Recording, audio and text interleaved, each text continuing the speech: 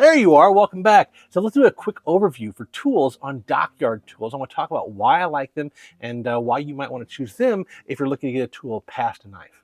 All right, let's jump right into it. Dockyard's micro carving set. These tools are absolutely fantastic, and I recently purchased this Dockyard sculpture set, a 5-piece sculpture set.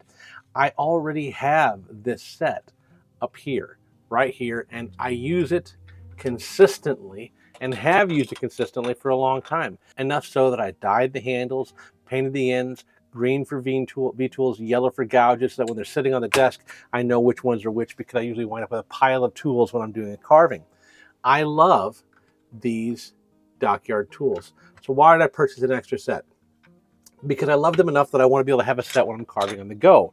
And I wanted to do a video on them. And again, I purchased these. No one purchased these for me. No one's paying me for this video. I'm not getting any affiliate money in any way whatsoever. I'm wanting to make this video to share with you what I think of these tools, because I think that if you're looking to get a tool past a knife, one of the first sets of tools you could think about is a Dockyard tool, because they are fantastic, they are versatile, and they're relatively cheap, coming in at like $20 a pop. You can get this set of 5 right here, right? This Dockyard sculpture set for like $100 off of Dockyard's website. And I'm going to put the website in the link in the description down below. So if you want to go to that, you can take a look at it. It's not an affiliate link. Like I said, it's just for ease of use. This sculpture set is $100. So each of these tools is $20 a piece. And you might be able to find a file tool for $35 or Stubai for $35 or $40. And those can get expensive relatively quickly to get a set of tools. So the sculpture set in particular is a great set for someone doing the type of whittling that I do. For instance, with this guy, I use my micro gouges on him and a knife.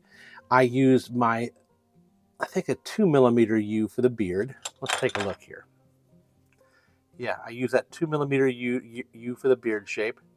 That was used there. I also use that for the chainmail pattern right here. And for the pattern on the bracers and on this hammer, that was the V-tool that came in this set. So that V-tool, absolutely fantastic for little stuff like that, drawing little intricate details and patterns around the helmet here.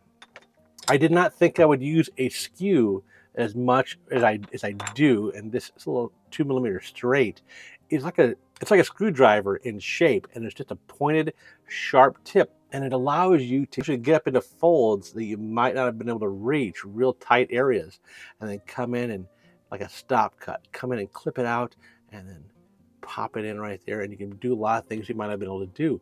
It allows you to clean up sculptures or clean up wood carvings that you might not have been able to clean up similarly with a knife. So like, to show you, I can carve into this here.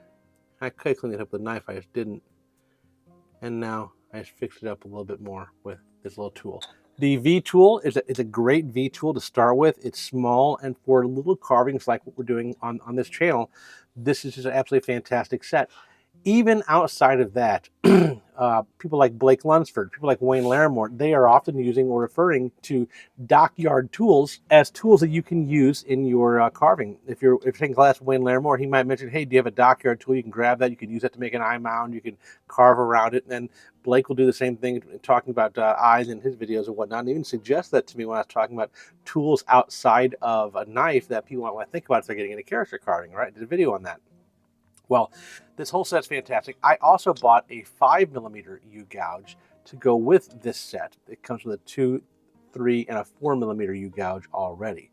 So let's talk about those gouges and the sweep real fast. The sweep on these, the 5mm U, is similar to a 9mm sweep.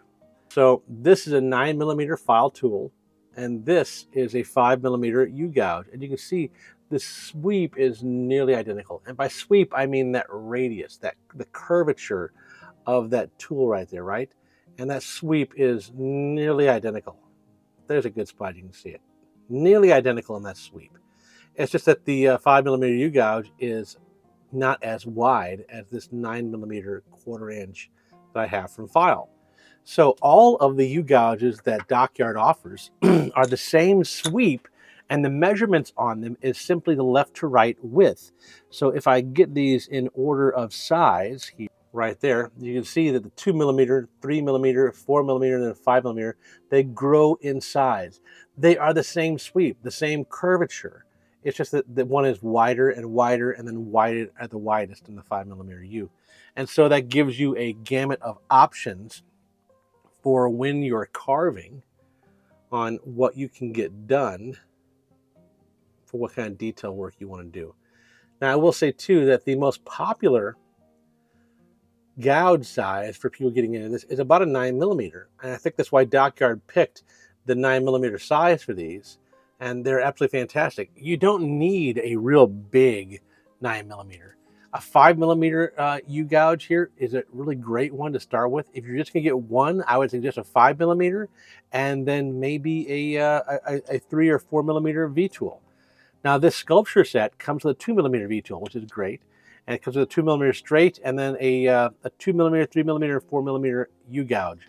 That set is just absolutely fantastic. And I went ahead and bought that set plus a 5mm gouge. So I had this whole set here of options for when I'm carving on the go. So that brings me to my last point. The reason I bought this specifically was so that I could carve on the go and have these tools with me. From Statlander Tools, I bought this canvas bag because the form factor of these tools being so thin and being pin-like in shape allows me to have 6 tools in relatively small space. So if I'm carving at a kid's soccer game, if I'm carving in my truck on lunch break, if I'm carving wherever I happen to be, I can have these tools stored in a small form factor in the pocket of a backpack or of a satchel, and it doesn't take up much room outside of the knife, and it's absolutely fantastic. So this satchel costs this canvas bag costs $10 from Statlander.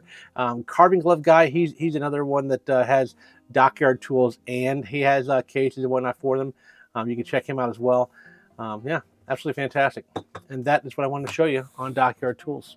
So if I didn't mention already, Dockyard Tools USA is the website. The link down below. Not an affiliate link. I don't make any money in any way whatsoever. I just think they're a great option for someone doing this type of carving, looking to get skews, gouges, V-tools, and U-gouges past a knife.